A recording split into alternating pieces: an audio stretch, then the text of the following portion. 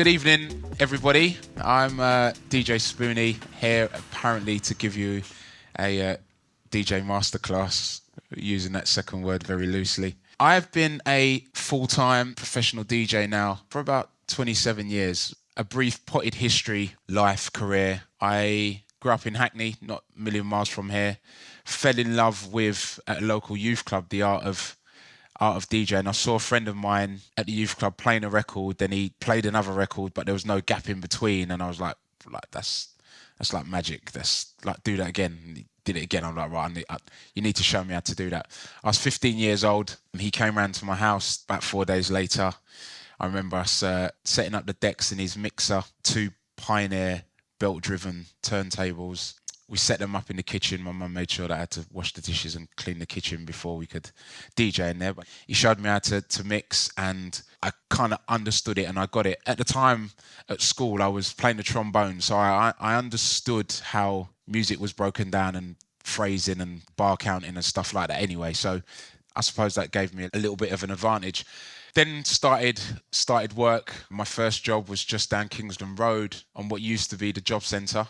On Kingston Road, I was there for about 7 years. And around 1995, I know you're all thinking he's not that old. I know that's what you're thinking. About 1995, I decided that I wanted to give myself a better opportunity to DJ more. I was a civil servant, I had a 9-to-5 job, not conducive really to being out late, filling out record reports and clubbing. So I thought, I'm going to get myself another job, a job that's going to give me a little bit more freedom. But by that time, I already had financial responsibilities, so I couldn't just throw everything up in the air and try and be a DJ. So I got a job that allowed me to expand and explore what this world of DJing was like.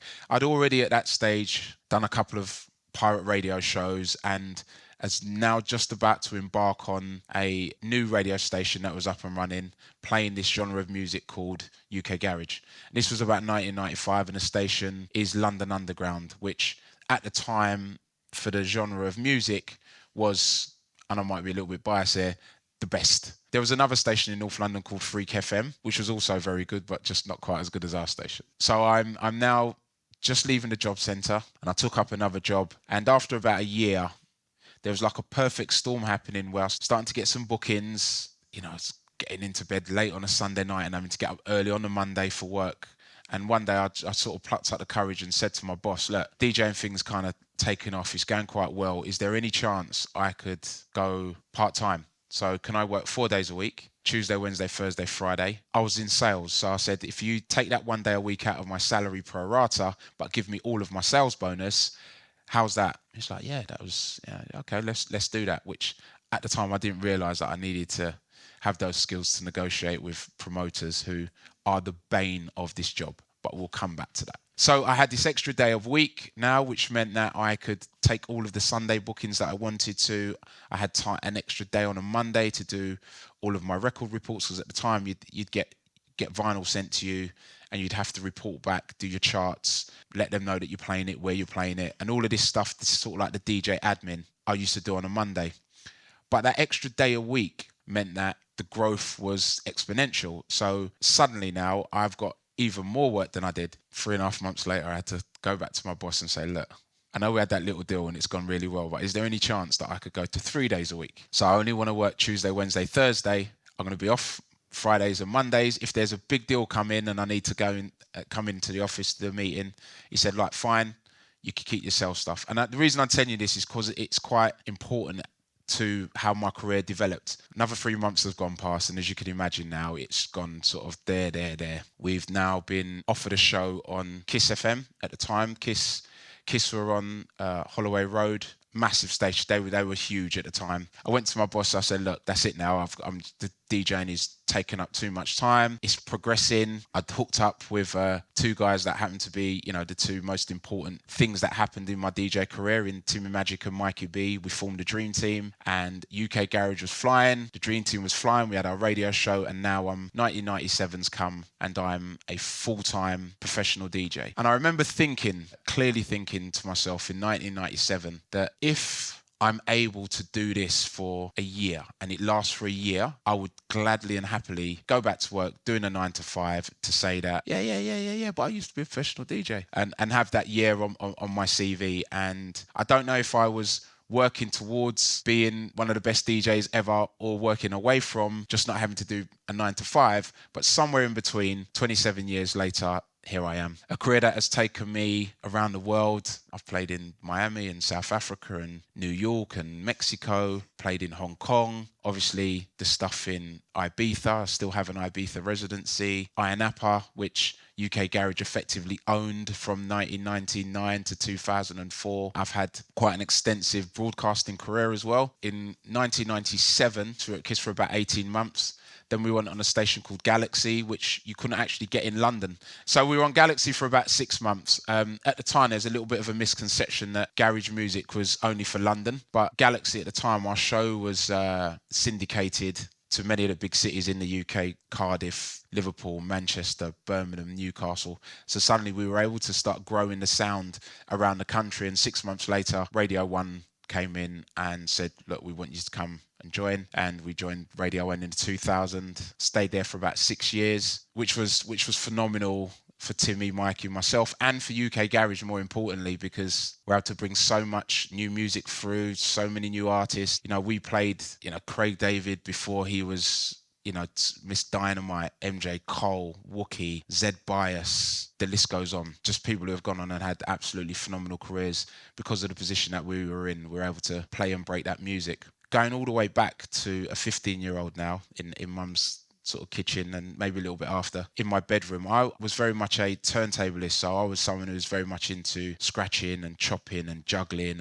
and then I discovered house music and then was trying to incorporate those largely hip-hop techniques and skills into playing house music. And even though house music was made, the tracks are longer and longer breaks, longer intros, longer outros, which are more designed for mixing, I thought I would have my own little USP by, scratching some intros or scratching some acapellas or looping or phasing the beats or whatever it was that I was doing. My thing was to try and add my own little unique touch to what I was doing.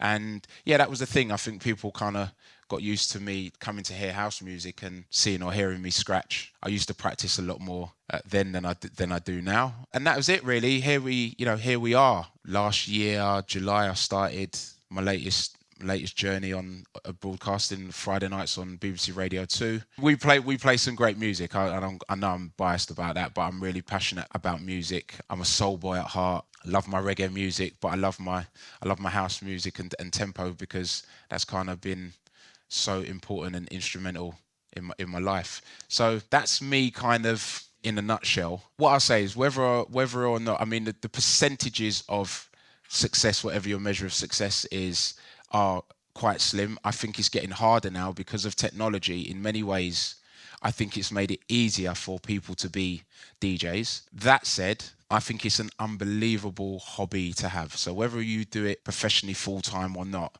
I think it's one of the best things that you can have. And respect from your peers, again, is one of the best things. And so you've got all of that to look forward to. What do you listen to when you're not producing? What do I listen to? I'm really, I know it's a bit of a cliche now, I have a really diverse music taste that actually goes back to, being a kid, being 5 or 6, where there weren't many outlets for like radio stations or TV. And I was definitely someone who's so much into music. I wasn't, other than watching football on the TV, I wasn't really that bothered about the TV, but I used to listen to the radio all the time. So I will go back to being 5 or 6 and listening to, loving and enjoying Bob Marley or Stevie Wonder, or a little bit later on in my life it was Prince. But I also equally love Supertramp and Fleetwood Mac and The Police and Madness. So I have a real diverse music taste. So last night, for instance, because I've still got all of my vinyl, I was listening, and I listened to the new album by Terry Walker, and then I took that off and put on Supertramp's Breakfast in America, which, if you don't know of Supertramp, it's a brilliant album. Like, that album is worth every penny. Yeah. How do you think streaming services has affected dance genres like house and drum and bass and garage and kind of that kind of form of genre? Technology for me is it's made everything more accessible. I think because growing up for me, music was always, it was something that I desired. It was something that you would look forward to the weekend, to trying to find that next tune.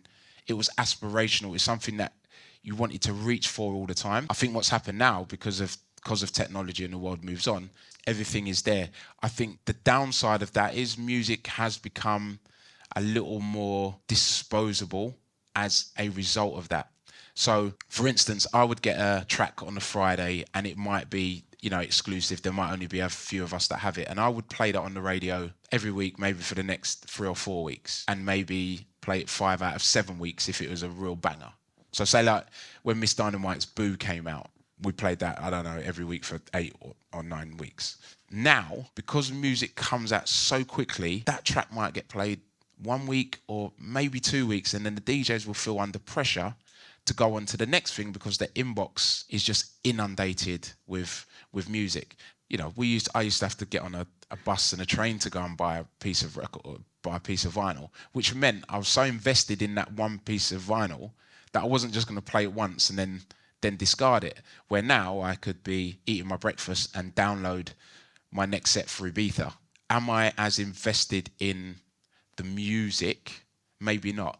And that is maybe the downside of it just being so accessible all the time. What was your favourite set and what was your favourite era of garage music? I used to have a residency at a club called Twice as Nice, which, again, I'm biased. I used to play there every Sunday at the Coliseum in Vauxhall, and it was the place where everybody went. So even the DJs and MCs that weren't booked, they would come and hang out there. A-listers were there all the time. I mean, when the Hollywood actors and actresses would come into the UK, it'd be like, that's really where you want to go. The vibe and the atmosphere at Twice as Nice every week was amazing. So if one of my favourite sets would have to be one of the bank holidays at Twice as Nice, or for different reasons. Pete Tong used to have a show called Essential Selection, which was basically a guest show for loads of people. And we had an Essential Selection live from Pizzazz in Ayia Napa the year before we joined the station. And whenever I listen to that, I get goosebumps because the audio, the crowd noise, the energy, it's just electric to transport yourself back, and nearly 25 years to that. So yeah, I mean, you have those kind of sets that were great, and then you have the other ones where technically everything's right and you select all the right tunes and people go mad. But those two, for those reasons, I'll never forget. Do you prefer mixing on vinyl or like CDJs? Wow. So this is the thing, that I'm one of those weirdos that likes to keep himself like honest. So every now and again, I will swap out my CDJs at home, put on my 1210s to just keep perfecting the craft of DJing, because it's such a different technique. It really is a complete different skill set. So even though I learnt to play on vinyl, there was a period where I might have gone 10 years without not mixing, and then you get back on it and you're like, wow, this is very, very different. The fact that you don't have all the digital effects on the actual CD player, what happens when you try and manipulate the piece of vinyl and it goes like that, it's just real different. But it's brilliant to do it, because what I actually know is there's not many of us that do. So you feel a little bit special when you get a mix and you can hold a mix. It's nice to know that. And here's the thing about DJing that most people won't tell you, right? It's actually quite competitive, but coolly competitive, because no one wants to look like they are competing, but everyone wants to drop a flex when they can. So I dropped a wicked flex on some friends of mine not too long ago, and I turned up and played on vinyl when everyone else played on CD, just because I could. So yeah, it's a little bit cheeky of me, but yeah. I love the craft of doing it on vinyl, and I think just because it takes me back to being young Jonathan in Hackney. I really want to learn how to DJ, particularly with like phrase mixing and like scratching like later on, but phrase mixing, I think I really want to know how to do that, but I'm a bit confused about how to start. Do you know any like resources or YouTube tutorials that you might suggest? I mean, not sort of specifically that, but I mean, this is the other side of it, that there is so much more information available. After this, I'm going to look that up and find out where and what and how. And it might be one of those things that I'm actually already doing and didn't know that's what it was called. But the one thing that I'd say on all of that is whatever it is that you do, whatever it is that you want to do, it's the practice, it's the desire to perfect your craft and to keep perfecting it and to keep learning. That's really, whatever it is that you're doing, that's what it's going to come down to. That's going to have to be the thing that motivates you. You know, you say you listen to a lot of genres. Did you ever feel pressured to prioritise garage because it might be easier to sort of make a name for yourself in one scene? Or did you ever, or have you been able to sort of play into that collection when you were DJing and sort of show the depth of your knowledge and variety? It's a great question. Because actually I think my career largely happened the other way around. So once I was established, I was able then to go, I'm going to play this. Because DJing largely is a relationship between yourself and the people on the dance floor, which gets better once there's an element of trust. So what I found was when I was as a resident, that I could get away with playing stuff that the other DJs might not have played because they were not sure how it might be received. But I knew I play to these people every week. So they're going to trust me to play something that they don't know, but they know that I would know that they might like it. So they give me that extra little bit of latitude. Now, when you have the sort of the experience and the confidence of building up that relationship with people, then you don't feel the pressure to go, oh, I can't play that and I can't play that. Now, some people will book me going, I want DJ Spoony to come and play a garage set. And I have to respect that. And I have to actually be very grateful and humbled that I've been able to have a professional career, which is so heavily associated and steeped in a scene like that. Because there's most probably not many of us that you could go, wow, say that name, it's that scene. Say that name, it's that scene. It's a luxury to have that.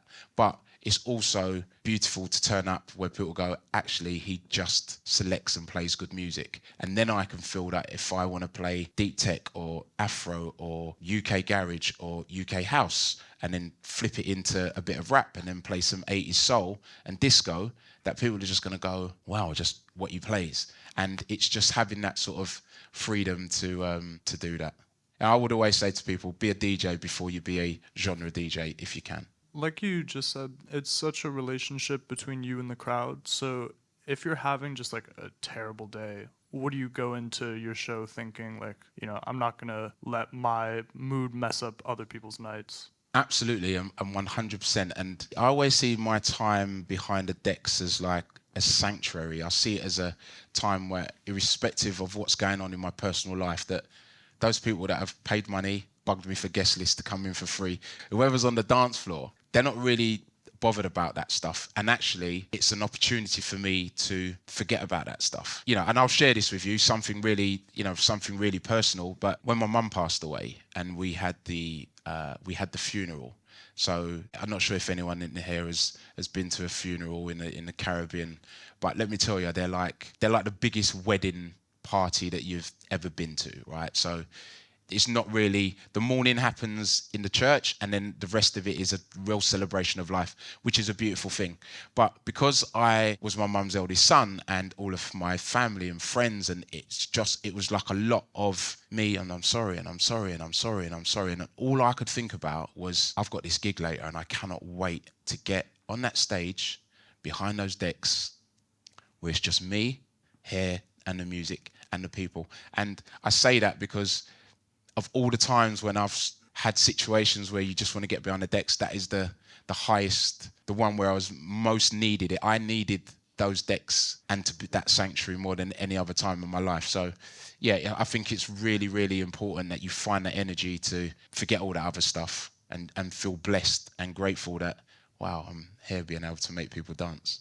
What controller would you recommend to someone starting out? What I would say is try and get the best controller that you can afford, which is going to be as close to the club standard, so you can make that transition from what you use at home to what you're more likely to use in the club. Now, I understand there will always be financial constraints with this stuff. But what I've seen is a lot of people who get the wrong controller end up never ever getting off of that controller. So they might have big sets in big clubs, and then they're playing on, you know, a little unit like that. They're not designed for club. They don't sound as good. They overheat. You know, you don't have the stuff that you really should have to use. So that's what my advice would that be. Even if it's for presents and you're getting everyone to chip in and you're saving the money, do the best you can have to get the best controller, because actually the best controller will last the longest. At what point in your career did you feel strong enough to push back to promoters, agents and people and say, when did you feel like that? Wow. I laugh because I was kind of like, definitely for the Dream Team, but let's just speak for the Dream Team. I was like our in-house union rep, shop steward. I wanted us to be treated fairly and respectfully for the value we were bringing. That when we grew, our salaries and what we earned should grow. That we should be getting a fair share of the money that's being taken on the door. And there's a real watershed moment where in UK Garage, it used to happen in Jungle, what they would do is they'd record the sets and then they'd put a tape pack.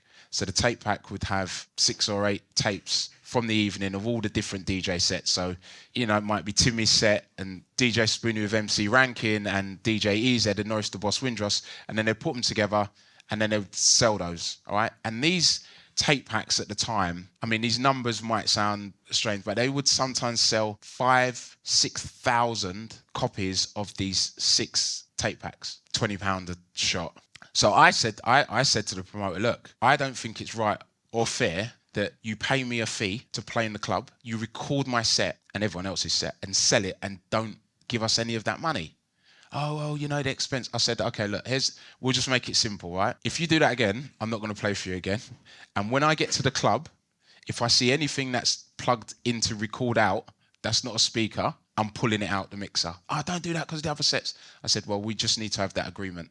And then that kind of became the market standard that we all started getting paid for that sort of extra money that was being earned. That was nice to win. But it's, you know, the thing is, DJs need promoters need DJs. It's about finding that space where everybody can eat. And it's not about exploiting people because you think that they are coming up, they're trying to make a name for themselves. You know, give them the encouragement. Why not give them the platform to be tomorrow's superstar rather than keep giving them £150 for 4 years? They've gone from playing, 9 till 10, the warm-up set, and you're now using them to play the main set, but you're still giving them warm-up money. So, these are the kind of conversations that I would have with promoters, and I think they just have to kind of see the resolve in your eye to know, all right, he's not really going to back down here. And no, but you've got to back yourself. That's the truth. I think if you don't back yourself, no one's going to back you. And I was like, I got to the point where I thought, well, if you don't book me, then that's fine. I'll just go and play for another promoter. It's how much do you want it, and how much are they using that as leverage to underpay you. And then listen, if you're playing in a bar and there's 20 people in there, you can't go and ask for £1,000 or £500. But if you're playing at a venue where there's 1,500 people through the door and he wants to give you £75, then you've got to say, guys, this isn't right. Or you could get a good agent and you don't have to speak to him yourself. In the early 2000s, what did you think of the shift from garage to grime with artists like Wiley? And what do you think are some of the biggest similarities between garage and grime? It's evolution in music. I wasn't so aware of it when I was, say, 7 to I was 12, where you had disco, and then you had the sort of post-disco era where it was still soulful and funky, but it wasn't disco. That's just what happens. Music just evolves. And garage and grime, I think the similarities will be the tempo, will be the MCs. So where garage was vocals and MCs, they handed the baton over to just MCs, or the MCs were the vocalist. And then, grime became, whatever grime became, and then, that became, but it's what's really interesting on that is that you've got garage went to grime went to maybe dubstep or drill, or it split. And then now there's lots of sort of grime UK rap records, which are sampling garage records from 2000. So like I said, it goes in a cycle. So I was wondering how you, if at all, think about marketing and promoting and networking and the product? I'm asking this question because I'm just focusing on the product now, and I enjoy doing that. I enjoy producing. I enjoy DJing, but as part of me that's finding it really hard about how I'm going to approach marketing and promotion and networking, because I'm not used to that. So I was wondering how you think about it, if at all. This is a massive part of the business, and when I was starting out and I didn't have a team of people around me with years and years of expertise in that, you kind of having to be a one-stop shop to do it all. I was quite aware of the importance of both, right? Because I know some brilliant DJs that didn't market themselves very well and had okay careers. I know some very average DJs that had the best marketing that had very good careers. So it can be a little bit unfair in that way, but in the sense of, are Apple really the best phones? Are they really the best computers? Or do they have the best marketing? So really the case is, I'm always going to speak from a point of having a good, pure product. I would never say to anyone, make it all about the marketing, but how you present yourself is going to be of paramount importance, even down to the way that you turn up at a venue, how you're going to dress, how you're going to look. Whatever that look is, it has to be in keeping with who you are, what you do, and what you're trying to do. If you're someone who's not sort of great with marketing or putting yourself out there, then I would advise getting people around you that can do that for you. How much of the marketing do you think is the product itself? Like some people's brand image and their brand, it's so kind of artistic that it's almost part of the product. Do you think it should always be part of the product? When you talk about how music is stylized, like how bands might be stylized, and if I think back to Prince or Michael Jackson, who are like two of my favorites, definitely Prince is my favorite, and I could put Stevie Wonder in that as well. They didn't just turn up in a black t-shirt and black trousers. They had on proper outfits. This was a part of the show. Stevie Wonder, the way that he had his hair plaited and braided, and he had the beads. He didn't have to do that, but it was a part of it. I mean, I can't even get into the way that Prince and what Prince wore, because that was just like another level of marketing. But he backed it with arguably being the greatest musician that we know in our lifetime. Stevie Wonder could go in that category as well. And to a lesser degree as a musician, or not to any degree as a musician, but as an artist, as a vocalist, so can Stevie Wonder. And if we talk about all of the great musicians down the years, they all had their thing. When I think of Bob Marley, I see him in double denim, but that was his thing because he was just being chilled and cool with a football shirt. But that was his thing. He still had his thing, even though it wasn't sort of sequins and spandex. Everyone had his thing. Everyone has their thing. Just have your thing, whatever it is. Just have your thing. I just wanted to ask, because you grew up in the 90s decade where both garage and even trance music was evolving at the time.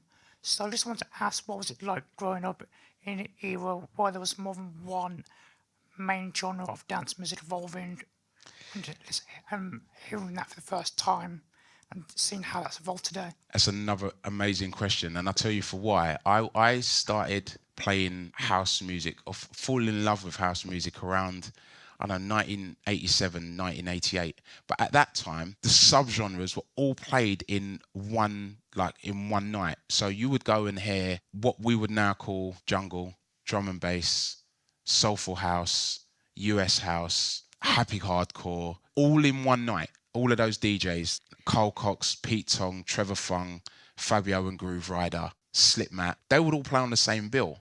And what happened was there just started to be little demands, and they just started to separate. So then there'll be a night where it was just jungle, Rage in London, Fabio and Groove Rider, Goldie, Chemistry and Storm. They would just be playing that music. Pete Tong, Carl Cox, they would go another way. Then you had, Turnmills in London would be playing a little bit darker and trancier. And what was beautiful about it is that you could then decide, you'd sort of hit a junction and decide, which way do I want to go? It was a beautiful thing. I went down the more soulful US house sound, which in that sort of cycle I spoke about morphed into UK garage. But yeah, it was nice. I've watched your latest DJ set for Defected in the basement. My question is, how long did it take to prepare it, and how big was for you that gig? So, how long did it take me to prepare? So, I'm one of those people that definitely for my live gigs, I very rarely prepare like a mix. I prepare the tracks. I might have, cue points on the tracks, but I never go into a gig saying I'm going to play this, I'm going to play that, because one, I don't know what the DJ performer is going to play, and two, I don't know what the vibe of the room is going to be like. That might be the single most important thing, and then what the DJ before is going to be the second, in my opinion. So I don't really prepare for live gigs. But that Defected set, because it was going to be, I guess, recorded and it would live online forever, I just wanted to have a little bit more, that might go with that and that might go with that, but maybe I won't play that after that. So I did more preparation for that set than I do for a live set, but it was still on the fly.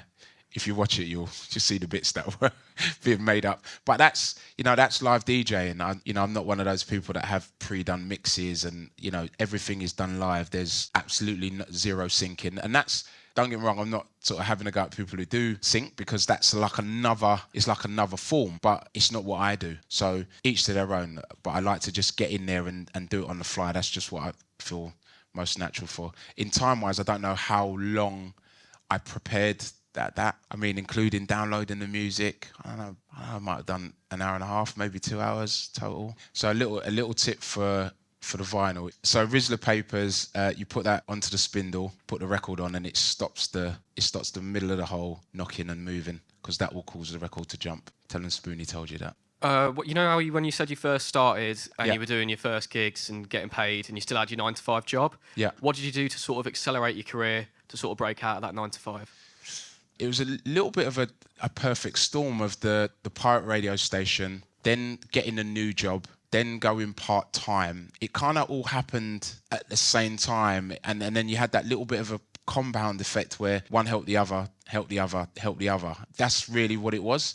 It wasn't like extra marketing or anything on my behalf. I can't sort of profess to it being an exact science or saying that any one thing that I thought out and planned. If there's anything that I thought out and planned, it was just that I would have to smash every set that I play at. I would make myself accessible to promoters, but not rinse myself out, and just have a good product. He's going to turn up, he's going to play well, people are going to dance, they're going to enjoy his set, fine. And sometimes it was really important to play your role. So a lot of my sets at the start would have been early or warm up. And what I see a lot of people get so wrong, they don't play their role, so they'll turn up and just play all the bangers. That's not the role for the warm-up set. The warm-up set is to get the party nice. So when people are coming in and getting a drink and having a little chat, they don't want to hear the biggest tunes that are around at that time. That's not the time for that. You want to be able to build the night. So whoever is the headline, I'm not saying, you make it easy for them, but you want the promoter to have a good night. And if the promoter has a good night and you're part of that good night, then that's your win.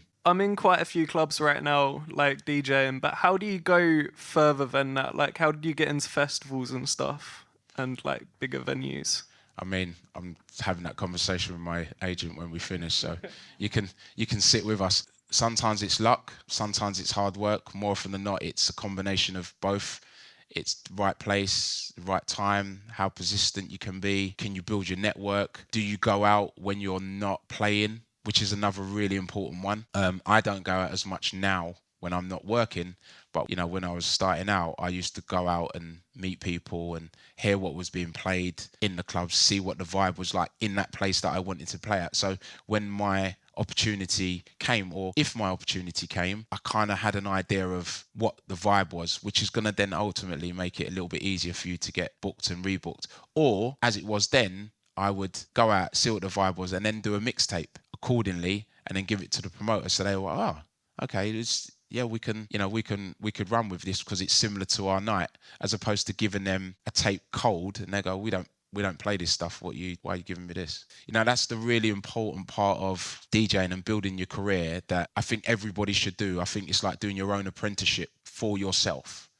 Everyone wants to have someone who does their PR, and everyone wants to have an agent and a manager. But if you're up and coming and you detach yourself from that stuff, you don't understand the business of DJing, because it is more than just being on the decks. Now, when you get to the level of Calvin Harris or Kerry Chandler or DJ EZ, you don't have to have those conversations anymore, but I guarantee you they absolutely did at the beginning. More so ever now, promoters across the board looking at the headline talent through to the new talent, they need to see bums on seats. doesn't actually matter. Well, of course, it matters about the music, but in terms of the business, they need to know that by booking you, you're going to bring people in. So I would really recommend to anybody young and on the way up, start your own night. Start showing that you're actually able to draw a crowd, and that crowd will follow you. It then goes on to your socials and everything else that goes with that. Ultimately, they need to see a return on their investment, which is an investment in bringing you in. Why do they need to bring you in as opposed to somebody else? Music aside. My add to that would be, even if you don't have your own night, if you have 8, 10, 20 people that when you're playing will come with you and create a little vibe, a 10 people vibe, you know, in the right venue, a 10 people vibe, people are like, wow, I want to hang out over there with those guys. Like, they look like they're having a great time. Every promoter wants that. There's not a promoter that's not going to want that. And that's just a real great way to build. That can act as the nucleus, going on from what Dave just said there, as to why someone will book you. Well, wait a minute. Like, you know, there's 20 people came. 20 of them, they put £10 on the ticket. I had to give him £100, but yeah, I ended up £100 up there. Yeah. That's kind of how they will look at it. I know it's quite rudimental, dad maths or whatever they call it, but you know, that's kind of how it works. If you've got like 1 million followers on Instagram, they'd look at it and go, oh, that looks quite good. But if you've only got a couple of thousand or something, how do they know that you're going to bring the vibe? Well, this is the thing. I think any promoter's more likely to book the person that has 1 million. But then if you have 1 million on Instagram and you turn up and you're a terrible DJ and none of your 1 million people turn up, then it's pointless. You might have 500 followers and you'll have some great content showing your skills and what you can do, and 500, you know, posts of you DJing at your local sixth form or wherever it is, and you turn up with 20 people and bring a vibe, they're going to book you again. There's a load of things that have changed about how to succeed in this industry over the last however many years, 20 years, especially social media, for example. But I was wondering if you have anything on your mind that people forget with all this change, people have forgotten to focus on, that's still relevant. It's such an amazing point, and actually I should have offered this up. This is how good a point it did, because it is always going to be about the tunes you select and how you present those tunes. And when it comes down to it, 1 million people online, the fanciest outfits, that only works if you can deliver. So when we're talking about Stevie Wonder or Prince or Michael Jackson or Bob Marley or Taylor Swift or whoever it is, Beyonce, like, we talk about Beyonce's amazing production, but when she starts singing, we don't go, but she can't actually sing. We're like, wow. And you need to put yourself in that kind of position where, you know, he turns up and he wears a hat and he always wears black glasses and da-da-da. Yeah, but have you heard the tunes that he selects? Have you seen him mix? Have you heard him mix? He's always so tight. You want to be that side of the argument. So for me, it's always going to be about the pureness of the craft. You know, Prince he'll be fastidious about that snare in the 64th bar of the 8th track on the album. That would mean as much to him as the intro on the first track on the new album. You've got to really care about your stuff like that. Can I ask about Garage Classical? So I'm going to almost about to speak there, sort of taking for granted that everyone knows what Garage Classical is. So basically, we have taken some of the biggest garage records and reimagined them with a full orchestra. The album is available on your favourite DSP if you want to listen to. DJ Spoony presents Garage Classical. But records that you'll know, that you would have heard, like I said, performed with a live orchestra. I mean, basically, my set is different because I don't really DJ at that. I present it. So it's sort of my concept and brought everybody in, and then I stand on stage and bring it all together and present. There's a couple of little bits where I play music, but I'm not DJing. Everything you hear is live. We've done Royal Albert Hall before. It's a beautiful project to be a part of. Very proud of it.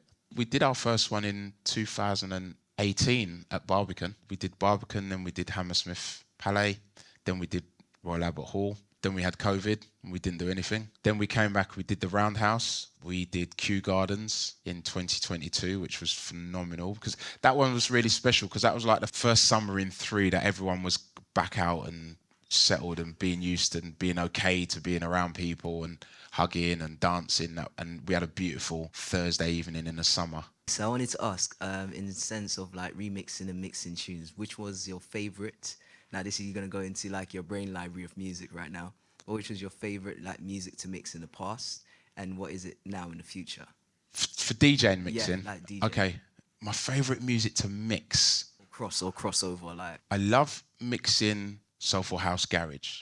because the way that the tunes are made, a lot of them being songs, the construction of them means that you can really, going back to what you were saying about phase mixing, I didn't know what it was called, but it's just what we do, because you're able to, the way that the tracks are made means that you can join them together seamlessly. And I know it's a bit of a cliche when people talk about the journey, but you really can go through the gears with soulful house because there's so many different little nuances to that genre. The thing with garage, because the tracks were made quite often with such a swing on it, you really have to be about your craft, otherwise it will catch you out. To the point of I sometimes think that those guys, you know, Wookie, MJ Cole, like, did they slow that down on purpose and then go out just seeing who could mix that? And do the DJs get it right?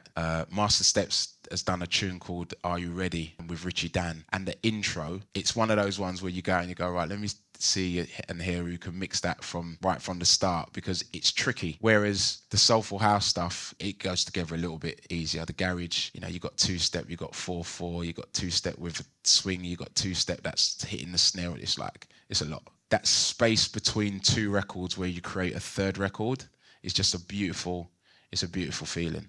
Are there any particular artists right now that you're locked into? I think it takes a while and time to just know you're going to trust that artist to keep putting out great stuff. I think now we've kind of gone as much into singles, but this is a slight contradiction. But I think over time, when I think back to like the greats, the people that I spent, you know, vast sums of money on, Masters at Work, I mentioned Kerry Chandler earlier, Roger Sanchez, Mood to Swing. These guys were just relentless with their brilliance, like everything they put out, to the point of where you go to the record shop, I wouldn't even listen to the record, I'd just see their name and buy it, and I'd save the time to listen to something else. Some of the record labels like Cutting Records, Nervous Records, these are like legendary, iconic, where I actually think they had such brilliant A&R that the A&R has done my work already, so I could just buy it because they wouldn't put out a bad record. You wouldn't get a bad Masters at Work record on Nervous Records. You wouldn't get a bad Kerry Chandler record on Cutting. It just wouldn't happen because his quality and their quality means you're going to get magic.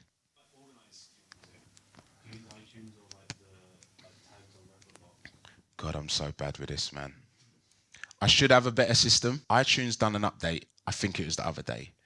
I say that because I suddenly went from being able to easily search and find stuff to now having to shut my computer, reset it. I can't even search and find a tune. I'm having to go into Recordbox to use the iTunes drop down to find tracks. I should be better with it. I know where everything is, but I go there and find it. but I know where everything is. I try and do a little bit regularly. I use my cue points, but all this stuff's able to help you. Organising wise, I have a folder. Does anyone here use Recordbox, by the way? Yeah. What else? Serato? Any Serato? 2-ish. That's a really interesting turnaround. I suppose Pioneer and Recordbox have done such a great job in this space and market.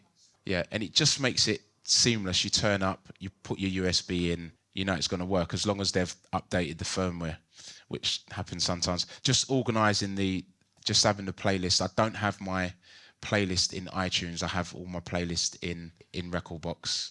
I don't know why I have it like that. I know some people have it in iTunes. Sometimes I wish that I had it in iTunes. I turned up somewhere to do a gig and they had a controller, but it wasn't a Recordbox controller. If I'd had my computer with my playlist in iTunes, it wouldn't have been a problem. So that time I actually got snookered. But yeah, 9 times out of 10, you're fine. That is one thing I can add, actually. One of the beautiful things about sort of being a full-time DJ or a main DJ is that you can have a rider and you can tell them what you want. Because, man, I tell you, I've turned up at some gigs in the past and like, I don't know, what do you want me to do with this? Well, there you go. But yeah.